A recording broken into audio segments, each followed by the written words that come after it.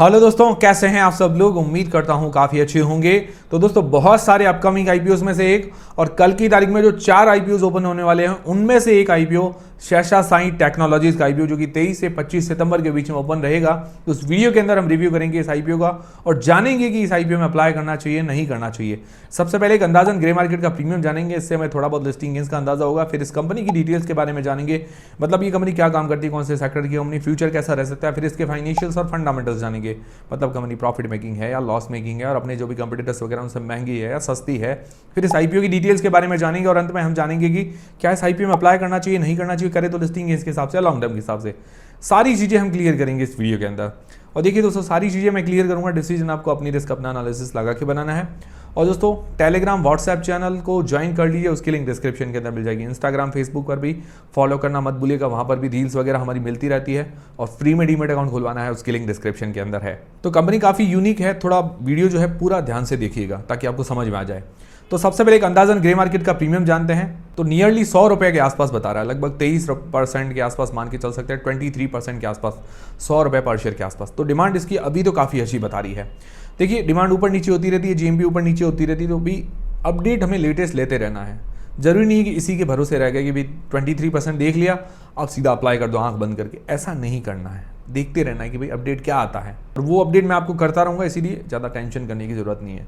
फिर इस कंपनी की डिटेल्स के बारे में जानते हैं, मतलब ये कंपनी काम क्या करती है। तो कंपनी जो है 1993 के अंदर इनकॉर्पोरेट हुई थी, करीब करीब 32 साल हो गए हैं अपने ही सेक्टर के अंदर, मतलब अभी अच्छा खासा एक्सपीरियंस कह सकते हैं। तो कंपनी आपको सिंपल भाषा में एक ही लाइन के अंदर बता देता हूं ताकि आपको समझ में आ जाए। तो कंपनी जो है सिंपल भाषा में पेमेंट कार्ड बनाती है। पेमेंट कार्ड मतलब जैसे डेबिट कार्ड होते हैं, क्रेडिट कार्ड होते हैं, हमारे जो एटीएम का कार्ड होता है वो कहाँ से मैन्युफैक्चर होता है, बैंक खुद तो बनाती नहीं है, किसी को ऑर्डर देती है। तो शेषा साई कंपनी जो है इस तरह के कार्ड्स बनाती है, debit card, credit card, payment card होते हैं, फिर मेट्रो के कार्ड होते हैं, और भी कई तरह के ऐसे कार्ड होते हैं। जैसे अभी हमारे राजस्थान के अंदर बस के कार्ड भी होते हैं, जो 60 साल से ऊपर उनको फ्री कार्ड मिलता है, विकलांगों को अलग अलग कार्ड मिलता है, लेडीज़ के लिए अलग ऐसे कार्ड भी बनते हैं। तो ये कार्ड ये मैन्युफैक्चर करती है, बड़ी बड़ी बैंक्स और कंपनीज के साथ इसका टाई अप है। उसके अलावा बैंकिंग एंड सिक्योरिटी प्रिंटिंग, जैसे चेकबुक के पन्ने हैं, क्यूआर कोड है, पासबुक है, इस तरह की भी ये भी प्रिंट करती है। कंपनी की स्टेटमेंट्स हैं, नोटिस, कस्टमर लेटर, इस तरह की सारी चीज़ें भी बनाती है। उसके अलावा आईओटी मतलब इंटरनेट ऑफ थिंग्स के अंदर क्या बनाती है, जैसे एनएफसी के टैग होते हैं। एनएफसी आप समझते होंगे भाई, कोई भी स्क्रीन होती है, जैसे आजकल जो इलेक्ट्रिक गाड़ी आती है उसके अंदर स्क्रीन के अंदर सीधा एनएफसी टैग लगा दो तो चाबी लगाने की भी जरूरत नहीं, सीधी गाड़ी चालू हो जाती है। तो एनएफसी के टैग्स बनाती है, क्यूआर कोड बनाती है, आरएफआईडी होता है वो भी बनाती है, सिम भी होती है, सिम के लिए भी वो साइड में ऐसे लगे होते हैं, सिम टाइप भी ये भी मैन्युफैक्चर करके देती है। तो लगभग ये सारी चीज़ें बनाती है, काम बढ़िया, काफ़ी यूनिक है। प्रोडक्ट वाइज अगर रेवेन्यू देखें तो पेमेंट सॉल्यूशन से 62.5% का रेवेन्यू जनरेट होता है। पेमेंट सॉल्यूशन मतलब जैसे डेबिट कार्ड, क्रेडिट कार्ड है, चेक बुक वगैरह इस तरह से। फिर कम्युनिकेशन स्टेटमेंट से 29.7% का रेवेन्यू जनरेट होता है, जैसे बैंक स्टेटमेंट, नोटिस वगैरह से। फिर आईओटी से मतलब जो एनएफसी कार्ड वगैरह वहाँ से 7.26% का रेवेन्यू, और अदर सोर्सेज से 0.4% का रेवेन्यू जनरेट होता है। तो टोटल ये इसका प्रोडक्ट वाइज रेवेन्यू ब्रेकअप है। और कार्ड मैन्युफैक्चरिंग में अभी देखा जाए इंडिया के अंदर 2 बड़ी कंपनियां हैं, इसके अंदर इसका मार्केट शेयर है 34.5%, मतलब 34.5% के आसपास इसका मार्केट शेयर है। काफ़ी बढ़िया बात है, लीडिंग पोजीशन के अंदर है, बहुत ही अच्छी बात है। तो इसका सेक्टर मुझे यूनिक लगा, काफ़ी बढ़िया लगा, मतलब काफ़ी दिन बाद ऐसी यूनिक सेक्टर की मैंने कंपनी देखी है, मतलब मुझे अच्छी लगी। जनरली मैं आपको कहता हूँ कि लॉन्ग टर्म में मैं उसको ही जगह देता हूँ, थोड़ा मुझे यूनिक लगे और बाकी उसके फाइनेंशियल फंडामेंटल्स अच्छे हों।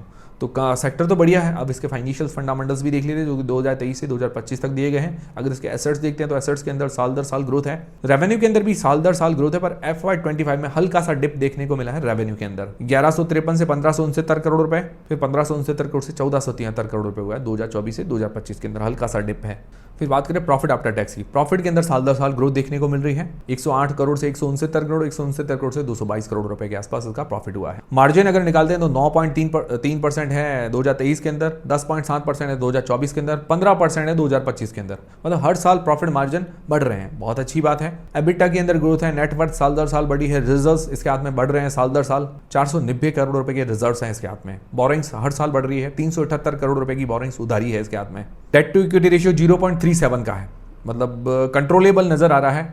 और एक अच्छी बात ये लगी कि आईपीओ के पैसे से 300 करोड़ रुपए का अपना डेट पे कर लेगी। तो मतलब आईपीओ के बाद ऑलमोस्ट ये डेट फ्री कंपनी हो जाएगी, क्योंकि इसके पास रिजर्व्स अच्छे हैं, इसका एनुअल प्रॉफिट देखें तो ये आराम से अपना डेट पे कर सकती है। मतलब फाइनेंशियली कंपनी बहुत मजबूत है, आईपीओ के बाद और मजबूत हो जाएगी, ये बहुत बढ़िया बात लगी मुझे। और अभी इसका मार्केट कैप देखें तो 6800 करोड़ रुपए के आसपास का, मतलब स्मॉल कैप तो है बट इतना ज़्यादा रिस्क नहीं है, बहुत छोटी कंपनी नहीं है। ROE 34.8%, ROCE 31.8%, दोनों ही बढ़िया। फिर बात करें वैल्यूएशंस की तो प्राइस टू अर्निंग्स रेशियो 28.6 का है, मतलब 28.6 का है, और प्राइस टू बुक निकाले तो 13.4 का निकल कर आता है। दोनों ही हल्के से हायर साइड है, बट एक बेनिफिट ये कि अभी इस सेक्टर के अंदर कोई भी कंपनी लिस्टेड नहीं है, पहली ये कंपनी लिस्ट होने जा रही है, तो ये इसके लिए बड़ा बेनिफिट है। और अपने मार्केट के अंदर इसका मार्केट शेयर जो है 34.5% का है कार्ड सेगमेंट के अंदर, तो बहुत अच्छी बात है। तो मुझे लगता है वैल्यूएशन के मामले में पूरा 1 पॉइंट मिलना ही चाहिए, क्योंकि इसके पास कुछ खास बातें हैं, उसकी ये वैल्यूएशन डिमांड कर रही है। ये हो गए इसके फाइनेंशियल्स और फंडामेंटल्स। फाइनेंशियली कंपनी मजबूत है, फंडामेंटल्स भी अच्छे हैं, वैल्यूएशंस भी मुझे सही नजर आ रही है। आईपीओ की डिटेल्स के बारे में बात करें तो 23 से 25 सितंबर के बीच में ये आईपीओ ओपन रहेगा। फेस वैल्यू 10 रुपए पर आ रहा है, ये भी काफी अच्छी बात है कि फेस वैल्यू 10 रुपए पर आ रहा है। प्राइस बैंड 402 रुपए से लेकर 423 रुपए के बीच में 35 शेयर्स का लॉट है। इश्यू साइज है 813 करोड़ रुपए का। इसके अंदर फ्रेश इश्यू है 480 करोड़ रुपए के, 300 करोड़ रुपए का अपना डेट पे करेगी और 180 करोड़ रुपए इसके मैन्युफैक्चरिंग यूनिट में काम में आने वाले हैं। और OFS है 333 करोड़ रुपए का, रिटेल पोर्शन है 35% का, और लिस्टिंग डेट है 30 सितंबर को। तो ये हो गई कंप्लीट आईपीओ की डिटेल्स। अब सबसे मेन सवाल ये था कि क्या इस आईपीओ में अप्लाई करना चाहिए, नहीं करना चाहिए, करे तो लिस्टिंग गेन्स के हिसाब से या लॉन्ग टर्म के हिसाब से। उससे पहले दोस्तों आपके पास या आपके फैमिली मेंबर्स में किसी के पास डीमेट अकाउंट नहीं खुलवाना चाहते तो उसके लिंक डिस्क्रिप्शन के अंदर है। टेलीग्राम, इंस्टाग्राम फ्री में डीमेट अकाउंट सबके लिंक डिस्क्रिप्शन के अंदर आपको मिल जाएगी। तो सबसे पहले जो लोग लिस्टिंग गेन्स के हिसाब से अप्लाई करना चाहते हैं तो देखिए सारी चीज़ मैं आपके क्लियर करूंगा, डिसीजन आपको अपनी रिस्क अपना एनालिसिस लगा के बनाना है। तो लिस्टिंग गेन्स के हिसाब से हम जनरली हमारे 4 पैरामीटर्स देखते हैं। अभी रिस्क मापने के लिए देखिए भाई रिस्क कितना है, कम है या ज़्यादा है, और अभी की कंडीशन में डिमांड वगैरह कैसी है। तो जीएमपी सबसे पहला हमारा पैरामीटर, जीएमपी 23% के आसपास बता रही अच्छी है, तो जीएमपी में पूरा 1 पॉइंट मिल जाता है। वैल्यूएशंस कोई भी पेयर कंपटीटर नहीं है, अपने सेक्टर में पहली कंपनी लिस्ट होने जा रही है, इसके लिए बेनिफिट है, यूनिक सेक्टर है, फाइनेंशियली फंडामेंटली मजबूत है, तो वैल्यूएशंस में मैं भी पूरा 1 पॉइंट देना चाहूँगा। बाकी एंकर लिस्ट और सब्सक्रिप्शन आना बाकी है, तो वो आएंगे तब डिस्कस कर लेंगे। बाकी अभी 2 में से 2 पॉइंट बन रहे हैं, मतलब अभी थोड़ा रिस्क कम नजर आ रहा है। बाकी दोस्तों आप लोग क्या करने वाले हैं, अप्लाई करेंगे नहीं करेंगे, कमेंट करके जरूर बताइएगा, और डाउट क्लियर हुआ है नहीं हुआ है वो भी मुझे कमेंट करके जरूर बताइएगा। फिर लॉन्ग टर्म के हिसाब से जो लोग अप्लाई करना चाहते हैं तो पॉजिटिव्स और नेगेटिव्स देख लेते हैं। पॉजिटिव में सबसे बढ़िया बात ये मुझे लगी कि भी सेक्टर बहुत ही यूनिक लगा मुझे, बढ़िया सेक्टर है ये, मतलब ATM card, debit card, credit card ये प्रिंट करती है, मतलब ये बनाती है, बहुत यूनिक अच्छा सेक्टर लगा मुझे भी। पहली बार ऐसी कंपनी सुनने में मिली, मुझे नहीं पता था कि इस टाइप की भी स्पेशल कोई कंपनी, मुझे लगा बैंक खुद ही बनाती होगी अपने डेबिट कार्ड, क्रेडिट कार्ड, मतलब खुद जारी करती होगी, इनके कोई होगा छोटा मोटा प्लांट, मुझे ऐसा लगा। तो ये भी बड़ा यूनिक सेक्टर लगा। देखिए नई नई चीज़ें जानने को मिलती है, नई नई कंपनी आती है तो, और अपने सेक्टर में ये पहली कंपनी लिस्ट होने जा रही है।